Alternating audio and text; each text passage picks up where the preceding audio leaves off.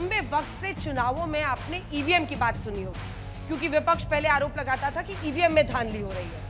लेकिन अब special intensive revision जो बिहार के इलेक्टोरल रोल्स का, वोटर रोल का हुआ, उसको लेकर बवाल है। वोट चोरी के राहुल गांधी के आरोपों पर अब चुनाव आयोग के साथ उनकी आर पार की लड़ाई छिड़ गई है। आज राहुल गांधी ने बेंगलुरु की रैली में वोटर लिस्ट में भारी गड़बड़ी के साथ कथित सबूतों वाले एटम बॉम्ब को फिर चलाया। लेकिन कल से चुनाव आयोग उन्हें सिर्फ एक काम करने को बोल रहा है, और वो ये कि कानून के मुताबिक उन्हें एक शपथ पत्र भरकर आधिकारिक शिकायत तो करनी चाहिए, और अगर वो ऐसी शिकायत करते हैं तो जो फर्जी वोटर हैं उनकी जांच शुरू हो सकेगी। सूत्रों के मुताबिक चुनाव आयोग ने राहुल गांधी के सामने विकल्प रख दिया है कि या तो वो शपथ पत्र भरे या देश से माफी मांगे।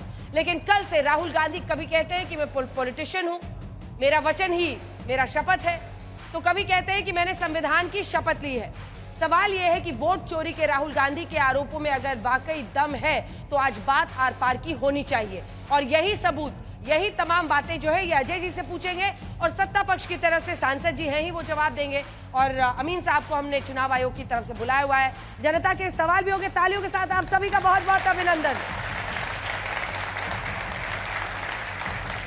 ये वो छात्र हैं जो कुछ देर में सवाल दागेंगे, लेकिन उससे पहले ये रिपोर्ट।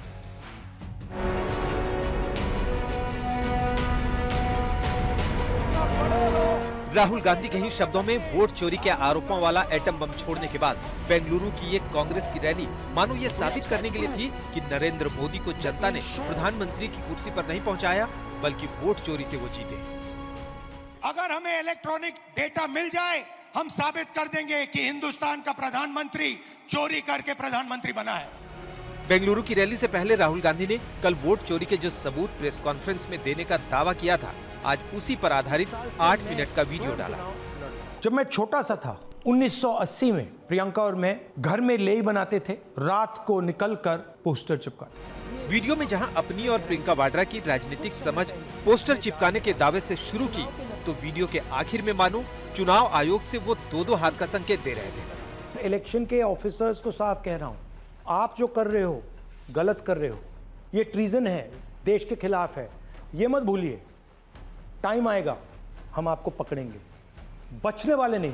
कुल जमा राहुल के जो आरोप हैं वो ये हैं कि 2024 के चुनाव में जिस बेंगलुरु सेंट्रल पर बीजेपी जीती, वहां के महादेवपुरा विधानसभा सेगमेंट में 1 लाख से अधिक फर्जी वोटर हैं।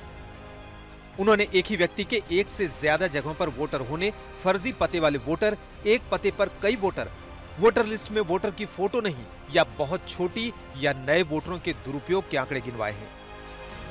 लेकिन राहुल के आरोपों के बाद सबसे पहले कर्नाटक चुनाव आयोग, फिर महाराष्ट्र और हरियाणा के चुनाव आयोगों ने एक एक आरोप पर शपथ पत्र देने को कहा है, ताकि जांच शुरू हो सके। सूत्रों के मुताबिक चुनाव आयोग ने राहुल गांधी के सामने विकल्प रख दिया है कि वो या तो शपथ पत्र भरें या देश से माफी मांगे। झूठा शपथ पत्र कानूनन जुर्म है, लेकिन राहुल ने साफ कर दिया है कि वो कोई एफिडेविट नहीं देने वाले। मुझसे इलेक्शन कमीशन एफिडेविट मांगता है, मुझसे कहता है कि मुझे ओथ देना है, ओथ लेना है। मैंने पार्लियामेंट के सामने, पार्लियामेंट के अंदर ओथ लिया है। Two responses have come from Election Commission while you're doing this press conference. One is that the Karnataka CEO has said that will you say all this under oath? Will you be signing the oath and say this? Secondly, they have been saying I'm a politician. Okay. What I say to the people is my word. Right? I'm saying it publicly to everybody. Take it as an oath. Rahul Gandhi ने अपने आरोपों में आदित्य श्रीवास्तव और विशाल सिंह के जिन 2 लोगों का बेंगलुरु के अलावा यूपी में वोटर लिस्ट में नाम होने का आरोप लगाया था, यूपी चुनाव आयोग ने कहा है कि दोनों यूपी के वोटर नहीं। आज तक आदित्य श्रीवास्तव के पिता के लखनऊ वाले घर पर पहुंचा। पड़ोसियों के मुताबिक परिवार वहां नहीं रहता। नहीं सर, यहाँ वोट नहीं करते सर, क्योंकि काफी टाइम से आदित्य भैया जो हैं वो काफी टाइम से बाहर ही हैं। जब से उन्होंने अपना मास्टर्स किया, फिर बॉम्बे में थे, फिर देन अब वो बैंगलोर में शिफ्ट हो गए। आप लोगों ने देखा है इन लोगों को वोट? नहीं, हम वोट करते समय हम उनके फादर तक को नहीं देखा।